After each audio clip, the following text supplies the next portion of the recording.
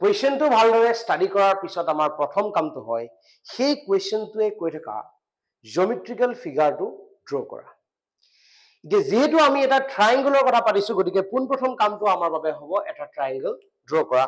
তো ফাৰ্ষ্ট আমি এটা ট্ৰায়াঙ্গল আঁকিলো।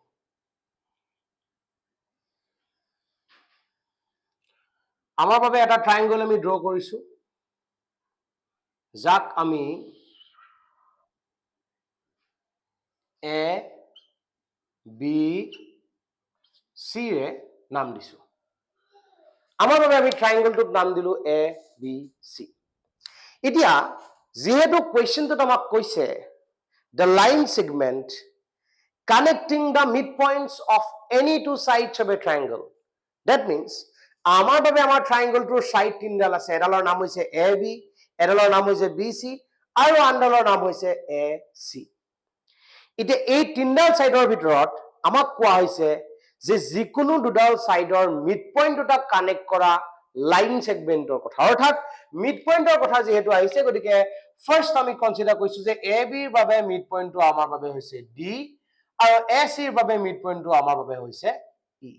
এতিয়া কথাটো হৈছে এই ডি আৰু ই কানেক্ট কৰা এই ডি ই নামৰ লাইন সেগমেন্ট যিডাল পাইছো সেই ডি ই নামৰ লাইন সেগমেন্টডাল আমাৰ third side, that means the remaining side. আমাৰ বাবে দুডাল সাইড ইতিমধ্যে আমি ইউজ কৰিছো, এডাল হৈছে এ বি আৰু আনডাল হৈছে এ সি। ৰিমেইনিং সাইড অৰ্থাৎ বি সি আমাৰ টাৰ্গেটটো হৈছে যে এই A B midpoint D আৰু এই A C midpoint E connecting line segment D E is parallel to the third side, that is the BC. আমাৰ target এই ডি ই লগত এই বিসি আমি বিসিৰ লগত এই ডি ই ডালক আমি প্যাৰালেল বুলি প্ৰুফ কৰা। এতিয়া এই কথাখিনি খুব সুন্দৰকৈ আমি ৰিস্টেটমেন্ট লিখিব লাগিব। তোমালোকে নিশ্চয়কৈ ৰিস্টেটমেন্ট কি জানা? ৰিস্টেটমেন্ট মানে হৈছে যে আমাৰ যেটো কুৱেশ্যন দিয়া আছে সেই কুৱেশ্যনটো ষ্টাডি কৰাৰ পিছত তাৰ জিঅমেট্ৰিকেল পাৰ্ট বিলাকৰ নাম লিখা। যেনেকৈ আমাক ইয়াতে কৈছিলে the line segment connecting the midpoints of any two sides of a triangle is parallel to the third side.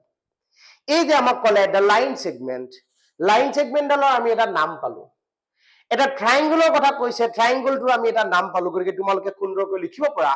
তোমালোকে মোৰ লগে লগে লিখি যোৱা, let ABC be a triangle D, E respectively the midpoints of the sides AB and AC of the triangle.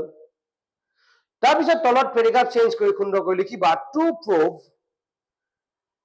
DE parallel to BC. এইটো হৈছে আমাক কুৱেশ্যনত দিয়া থকা কথাখিনি বিৱৰণ। এতিয়া ঘটনাটো হৈছে যে এই লাইনডালৰ লগত এই লাইনডাল প্যাৰালেল শো কৰিবৰ কাৰণে আমি কি ব্যৱস্থাপনা ল'ম, আমি কেনেদৰে আমি ইয়াৰ লগত ইয়াক শো কৰিম। এই শো কৰিবৰ কাৰণে ডাইৰেক্টলি যেহেতু আমি দেখিছো প্যাৰালেল শো কৰিব লাগে গতিকে দুডাল লাইন প্যাৰালেল হোৱাৰ আমাৰ বাবে কন্ডিশন কি কি আছিল আমি ফাৰ্ষ্ট ৰিমাইন্ড কৰাটো আমাৰ বাবে খুব প্ৰয়োজন আছে। দুডাল লাইন এডালৰ সৈতে আনডাল প্যাৰালেল কেতিয়া হয়, যেতিয়া লাইন দুডালক কোনোবা এডাল ট্ৰেন্সভাৰ্চেলে ইন্টাৰসেক্ট কৰাৰ পিছত তাতে ফৰ্ম হোৱা অল্টাৰনেট ইন্টেৰিয়ৰ এংগল সমান হয়, তাতে ফৰ্ম হোৱা কৰেসপন্ডিং এংগল সমান হয়, বা ট্ৰেন্সভাৰ্চেল ডালৰ একেটা সাইডত থকা ইন্টেৰিয়ৰ এংগল দুটা সাম 180 ডিগ্ৰী হয়। যেহেতু আমি দেখিছো আমাৰ ইয়াত কোনো এংগলৰ ভ্যালু আমাক দিয়া থকা নাই গতিকে আমি সেই কন্ডিশনবোৰ যিবোৰ পূৰ্বতে শিকাইলো এইবোৰ আমি এপ্লাই কৰিব নোৱাৰো। গতিকে আমাৰ বাবে এতিয়া কন্ডিশন আমি যেহেতু এটো কোৱাড্ৰিলেটাৰেল চেপ্টাৰটোৰ এটা থিওৰেম গতিকে ডাইৰেক্টলি এটা কথা ক'ব পাৰো যে আমাৰ কোৱাড্ৰিলেটাৰেল চেপ্টাৰটোত কোৱা হৈছে যে প্যাৰালেলোগ্ৰামৰ ওপৰত আমি বেছিক খুব ভালদৰে ষ্টাডি কৰিছো। তো প্যাৰালেলোগ্ৰামৰ কথাটো আমাৰ মনলৈ অহাটো খুবেই প্ৰয়োজন। গতিকে আমি এটা কাম কৰিলো যে এ বি এ নামৰ যিডাল সাইড আছিলে সেই সাইডডালৰ লগত এডাল প্যাৰালেল ড্ৰ কৰিলো আৰু এই ডি ডালক আমি এক্সটেন্ড কৰি এই এক্সটেন্ডেড ডি ডালে যাতে এই প্যাৰালেল লাইনডালক ইন্টাৰসেক্ট কৰে আৰু সেই পইণ্টটোক আমি এফ এৰে নামাকৰণ কৰিলো। তো ডাইৰেক্টলি ইয়াতে কি কৰিছো আমি এতিয়া এ বি এৰ লগত এ সি এফ ডাল আমি প্যাৰালেল হিচাপে ড্ৰ কৰিছো। যেহেতু কুৱেশ্যনত এই কথাটো দিয়া থকা নাই তো আমি নিজে নিজে যেহেতু এইটো কৰিছো গতিকে ইয়াতে এটা কথা লিখাৰ প্ৰয়োজন হ'ব, সেইটো হৈছে কি কনষ্ট্ৰাকচন প্ৰয়োজন আহিলে। টু প্ৰুভ লিখাৰ পিছত এনেদৰে আমি লিখিব লাগিব কনষ্ট্ৰাকচন আৰু তাতে আমি লিখিব লাগিব আমি কি কৰিছো আমি কৰিছো কি draw CF parallel to BA which meet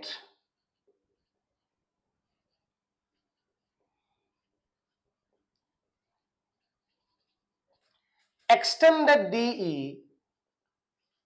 at F. আমি এনেদৰে আঁকিছো যাতে CF parallel to BC আৰু CF parallel to BC নহয় একচুয়ালি আমি BA আঁকিছো আৰু DE ডালক এক্সটেন্ড কৰি F নামৰ পইণ্টলৈকে বহাই দিছো যাতে সি এই প্যাৰেলাল লাইন ডালক F নামৰ পইণ্টটোত ইন্টাৰসেক্ট কৰে তো ইন্টাৰসেক্ট কৰা পইণ্ট আমি সুন্দৰকৈ বিচাৰি পালো এতিয়া আমাৰ কামটো হৈছে প্ৰুফ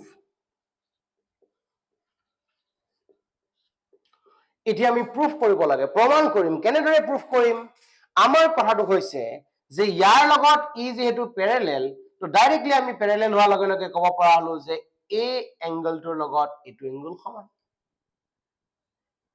আমাৰ টাৰ্গেট কি আছিল আমাক ফাৰ্স্ট কি কৈছে ইনফৰমেশন কি দিছিলে আমাক কৈছে given D, E are midpoint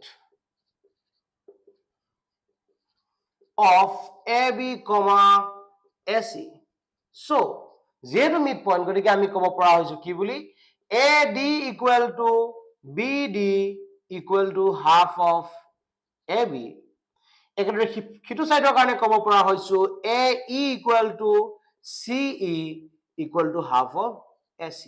এটো হৈছে আমাৰ বাবে ইকুৱেশন নাম্বাৰ 1 এতিয়া আমি মিডপইণ্টৰ কথাকিটা আমি যেটো ব্যৱহাৰ কৰি ললো এতিয়া আমাৰ টাৰ্গেটটো কি যে A B C F D এটো যেটো কোৱাড্ৰিলেটাৰেল আছে B C F D এই কোৱাড্ৰিলেটাৰেলটোক আমি এটা প্যাৰেলেলোগ্ৰাম বুলি যদি শো কৰিব পাৰো তেতিয়ালে ADE এৰ লগত ABC আমি আজাদিত ক'ব পাৰিম যে প্যাৰেলেল হয় এতিয়া এটো প্যাৰেলেলোগ্ৰাম দেখুৱাবৰ বাবে কোনখিনি স্থানত অসুবিধা হৈ আছে ফাৰ্স্ট অফ অল দেখিছো যে ABD ৰ লগত ACF প্যাৰেলেল হৈ আছে ইয়াতে আমাৰ এটা থিওৰেম খুব মনত থকাটো প্ৰয়োজন আছে এটো হৈছে কি for any triangle for any quadrilateral if a pair of side is both parallel and equal then that quadrilateral is said to be a parallelogram তো আমাৰ টাৰ্গেট যে BCFD নামৰ কোয়াড্ৰিলেটাৰেলটোৰ কাৰণে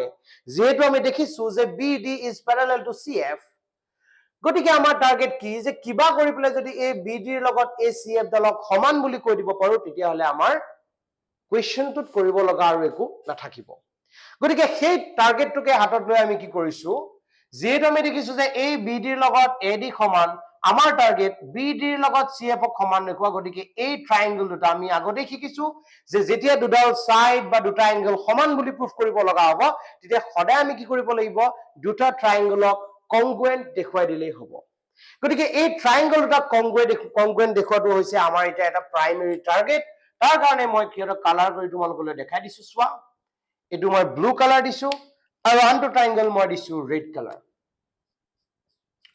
তো দুটা ট্ৰায়াঙ্গল আমাৰ বাবে ৰেডি হৈছে এতিয়া এই ট্ৰায়াঙ্গল দুটা কংগ্ৰুয়েন্ট দেখুৱাটো হ'ব আমাৰ প্ৰাইমাৰী টাৰ্গেট তো ডাইৰেক্টলি ক'ব পৰা হৈ আছে যেহেতু E is the midpoint of that AC so we can say AE is equal to CE এইটো এংগলৰ লগত এইটো এংগল আমি দেখিছো যে অল্টাৰনেট ইন্টাৰএংগল সমান আৰু এইটো এংগলৰ লগত এইটো এংগল ভাৰ্টিক্যালি অপোজিট এংগল গতিকে আলটিমেটলি আমাৰ বাবে সাজু হৈ গৈছে তো ডাইৰেক্ট আমি লিখিব পাৰো for triangle ADE and triangle A এবাৰ নামটো কি দিম আমি CFE we have এই ট্ৰায়াঙ্গল দুটাৰ কাৰণে আমি লৈছো ফাৰ্স্ট আমি ক'ব পৰা হৈছো যে DAE is equal to FCE ইয়াতে আমি লিখিব পাৰো alternate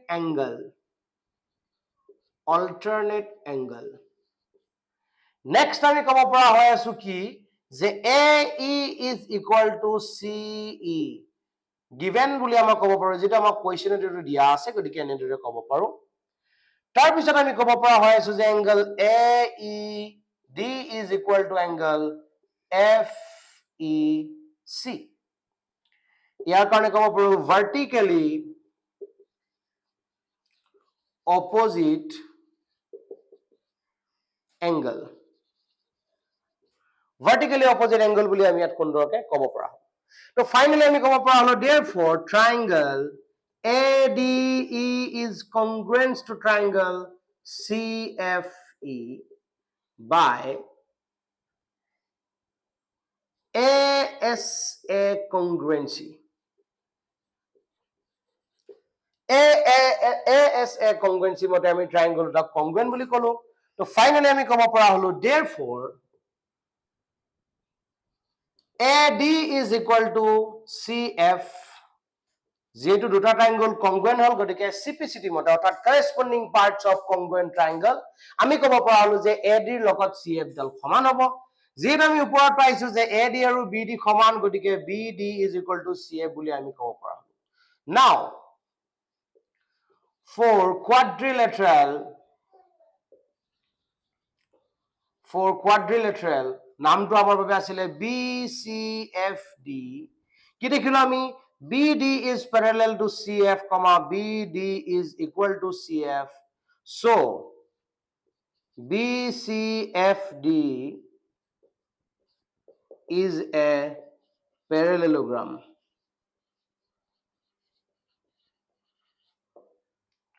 Therefore, DF is parallel to BC implies that DE is parallel to BC. আজিৰ এই ভিডিওটিতে এই কোৱেশ্চনটো সলভ কৰাৰ কাৰণ তোমালোকে নিশ্চয়কৈ বুজি পাইছা। এইটো হাফ ইয়াৰলি হওক বা এনুৱেল এক্সাম হওক এই দুইটা এক্সামৰ কাৰণে এইটো এটা যথেষ্ট ইম্পৰ্টেণ্ট কোৱেশ্চন। একেদৰে ইয়াৰ ৰিভাৰ্ছটো এটা খুব ইম্পৰ্টেণ্ট কোৱেশ্চন গতিকে তোমালোকলৈ মই মূলতে দ্য মিড পইণ্ট থিয়ৰেম যিটো আমাৰ থিয়ৰেম আছিলে সেইটো প্ৰুফ কৰি দেখুৱালো। গতিকে আশা কৰিছো তোমালোকে খুব সুন্দৰকৈ বুজি পাইছা। আজিলৈ মানে ধন্যবাদ।